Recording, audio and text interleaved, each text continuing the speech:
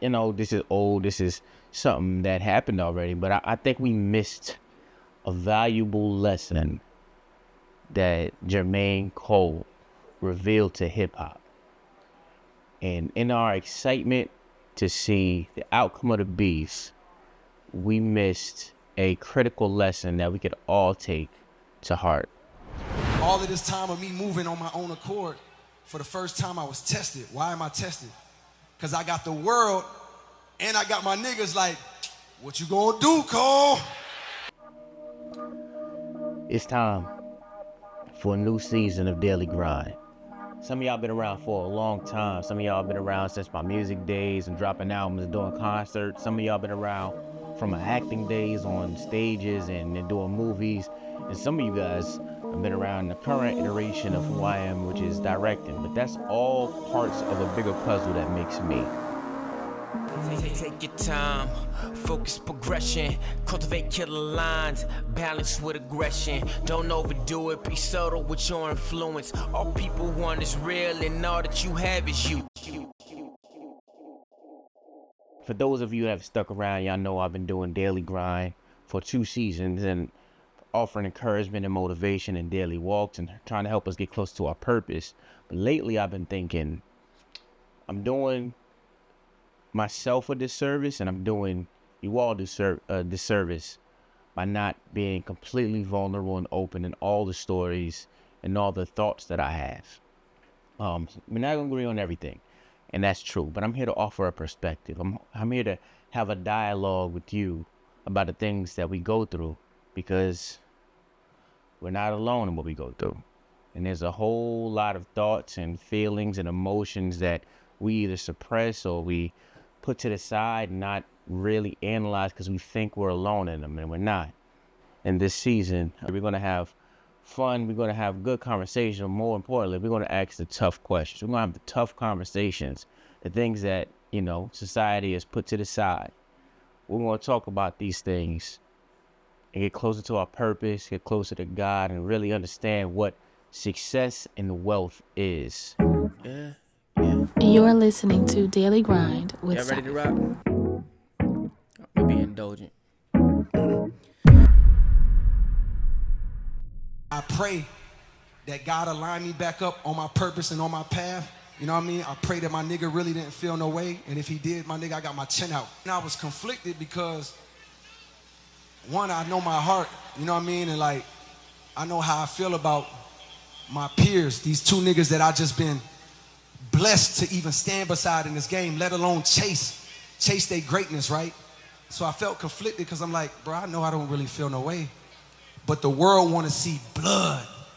In my spirit of trying to like get this music out, I ain't gonna lie to y'all, I moved in a way that I spiritually feel bad on me. So one of the things I've been thinking about lately is the J.Cole, his place in the Kendrick Lamar and Drake beef, right? And we watched it. I'm a hip hop fan, as y'all know. Now you watch the beef, and I'm rooting for my boy J. Cole. Like, yo, you could spit. Let's hear it. Let's get with it. Let's just do it. And it was all going good. He dropped his diss, and then he apologized. And I'm not, this is old. This is something that happened already. But I think we missed a valuable lesson that J.Cole revealed to hip hop. And in our excitement to see the outcome of the beef, we missed a critical lesson that we could all take to heart. So again, the beef happened. We're going through it. He apologizes and he withdraws himself. But not only did he apologize, he explained why he apologized. And this is the bigger point here. As a hip hop guy, I'm used to beef. I'm used to Jay-Z, Nas. I'm used to 50 Cent, Jadakiss, 50 Cent, and a lot of people, let's be honest. In those more visceral beefs where there can only be one winner. And I'm competitive. Like, I love that stuff. I love the competitive nature of it, the wordsmith, the witty banter and all of that. It's all cool. And, I'm always looking forward to good music, 100%. Like, good music is where it's at. So I'm bumping, like that hit. Like that was a bop. I love Kendrick's verse in it. Um Drake comes out, push ups, Drake comes out with Tailor Made. On the Tailor Made, push ups are definitely hard. And as it goes, I'm rooting. I'm in the trenches like a true hip hop aficionado, waiting to hear the bars, waiting to hear, the expose of a character. And during all of this, I have a side thought going on, like in my mental, like what's J. Cole gonna do to, that's my content head. What's J. Cole gonna do to recover from this? Because he still has to drop the Fallout. So I'm like, dang, I wonder what he's gonna do. Apologize in front of everybody on his own festival, and it's a pretty interesting move to make at that point in time. But again, it's overshadowed by the ongoing beef. So, Kendrick drops 616, Family Matters. Then you get real heavy with it when you hear Meet the Grams, and then finally, They Not Like Us. And finally, I think we're at a point where the dust is settled. It's pretty much consensus that Kendrick won, except for a few people who are, Drake holdouts. And I like Drake. I like Kendrick. So I don't really put much stock into the whole, you can only like one and you can only root for one and you got to be biased. And you don't got to. In my opinion, Kendrick definitely won. And debate your mom. But now that that's settled, let's talk the life lesson. So Jermaine Cole, when he apologized, he said that was not him, and that he fell for the peer pressure, that he felt that he needed to respond. Now, on a surface value, kind of like, you're a rapper. This is what's supposed to happen. This is what you're supposed to do. That's my initial reaction. Like, I'm a rapper. Like, what are we apologizing for? This is what we do. This is our football field. This is our basketball court. This is winners gonna win. You go hard or go home. And that's how we think, and how I'm thinking anyway. But now I take a step back, and when he said it was not himself, he went out of character to be something that he thought that the world wanted to see. Now, I can relate to that. Not only, it's not just a music thing. It's not just a career thing. It's not just a perception thing. I can relate to it because we all put a mask on to be something to people in our lives. And a lot of us get so good at it that we don't even realize we're still doing that thing. Even for me, the quest to be successful, the quest to be the best at what I do, be the best to me. What is that? Is that a pure emotion, or is that because I feel like I'm competing with my friends? I'm competing with my mentors. I'm competing with, people I watch on Instagram, because that's the killer right there. We're always in a competition. So we're putting on masks and we're putting on things to be things because of what society says we should be. And I think we missed the lesson of, wait, I have to reflect and see if this is something that I really want.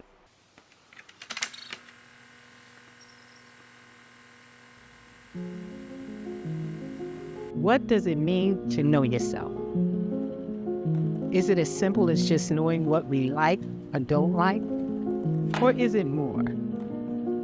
Is it a complete deconstruction of the moments and events that shook who we are? And understanding that it was in those moments that our minds shifted and we are overdue for realignment with who God made us to be. So let's break down the psyche, or the psychology of it. So in order for him to get to the point where he publicly apologized, he had to come to an understanding or a agreement with himself that no matter what the backlash, because immediately you think the backlash is going to be a terrible thing. As a hip hop guy, you're going to apologize for a battle is crazy. he had to come to an understanding like, no, my mental is more important than this battle. Now, a lot of people are saying, oh, yes, J. Cole is the winner in this because he got out the way, which is true. But I don't think that was his motivation. His motivation wasn't, oh, watch this. Later on, they're going to be like, yeah, I won. I think his motivation was more on a spiritual level, on a moral level. If I continue down this road, can I look at myself in the mirror? And I think about that, you know, in just daily life when it comes to decision making. Well, would I do something so my coworker doesn't get the promotion that I really want? So I make sure they mess up. Or I don't help them when I know that I can help them be available. Or I treat people a certain type of way because I feel like we're in competition. So I'm not going to be nice to you. Even though we know better.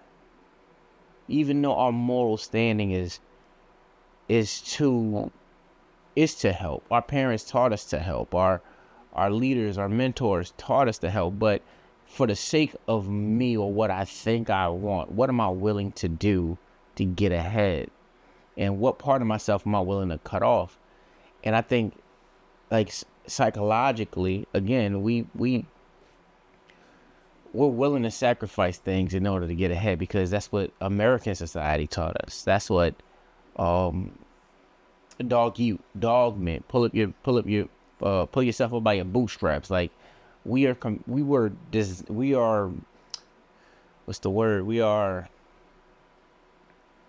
conditioned to battle each other and to not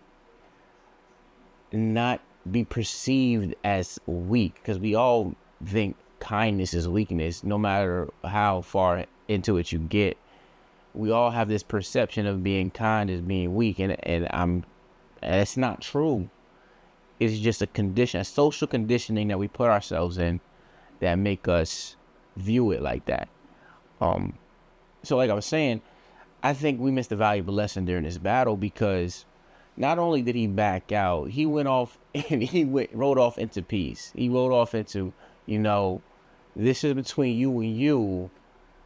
I feel like my place in hip hop or my place in rap is not important enough for me to lose my peace within. And I think there is a wisdom to that in our daily lives. There's a wisdom that we can apply to the daily grind of life, right? There is no greater peace than being able to look at yourself in the mirror and say, I didn't sell myself out to get ahead. Because guilt will kill you. And even if people say, oh, I don't feel guilty, I have no regrets, I have none of that. And I hear you. I do hear you. But do you believe yourself is the question.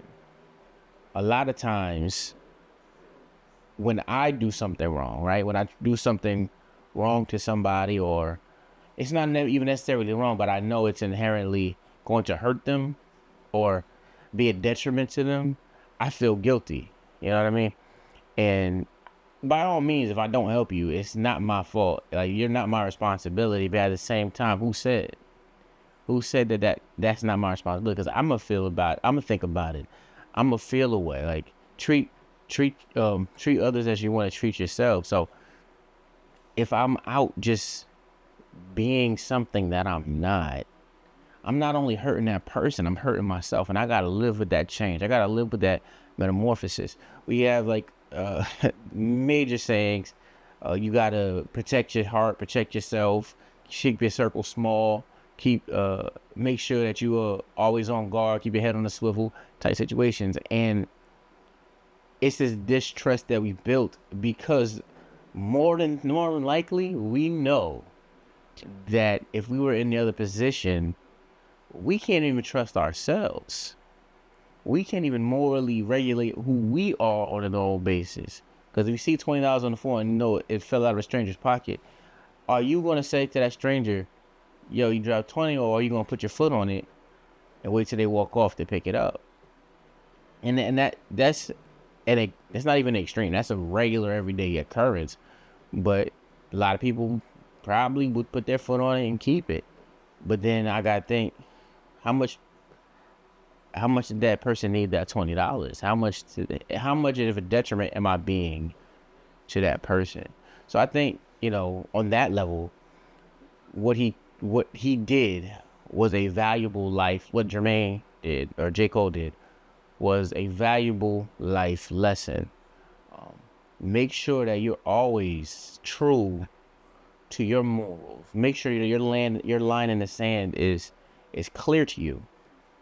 Make sure that if you do step over, you can hold yourself to account. Like, hold up, that's not me. Let me apologize, and do it publicly. Like, to even do it publicly is even a more grown man thing to do, a more humbling thing, because you're fessing up to what you did in front of people so that other people can hold you to account. So if ever happens again, if J. Cole ever goes into a situation similar to that again, we can all look back and say, hey, that's not you. You know what I mean? It's very hard for us to walk out that way and live that way. But I think it's a thing that we should probably bring closer to our own lives. Probably a virtue that shouldn't be as rare as that. It should be something that's a natural occurrence, because morally, that's the right thing to do.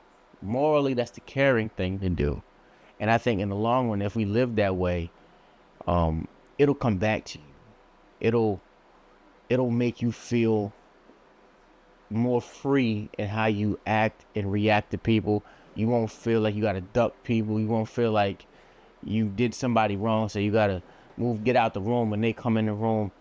You'll feel more confident in who you are, because you're not harboring any guilt. Maybe they'll find out, maybe they won't find out. And did I do this? Did they perceive it this way? No, you're just walking freely in what you do. So you're not hiding anything from anybody anymore. I think that's something that we should all bring to Daily Grind. I think it's a lesson that hip hop should take when it comes to rap beats, but also when it comes to the music we come out with, the things that we portray, because some of us have morals that will sell away for 1 million streams, and then walk around and say, well, I'm doing this because I give the money back to the hood. What does that mean? You already killed your morals for what? To say that you give to charity instead of doing the right thing in the first place, and you ain't got to do that. I think the chronicle of J. Cole and the Kendrick Drake beef is the nugget or the gem that we should take from it. It's the mental aptitude that he had. Is it something we should apply to ourselves, apply to our lives, and hopefully it'll increase our daily grind. But that's just my 2 cents on that. I know it's late. I know we had this conversation has been had a while ago, but I think it's important to highlight the moral importance of self-awareness. Yeah. You're listening to Daily Grind with Y'all ready to Seth. rock? I'm be indulgent. In life, sometimes I feel like we overthink it. Impatiently frustrated, then we overdrink it. Working hard.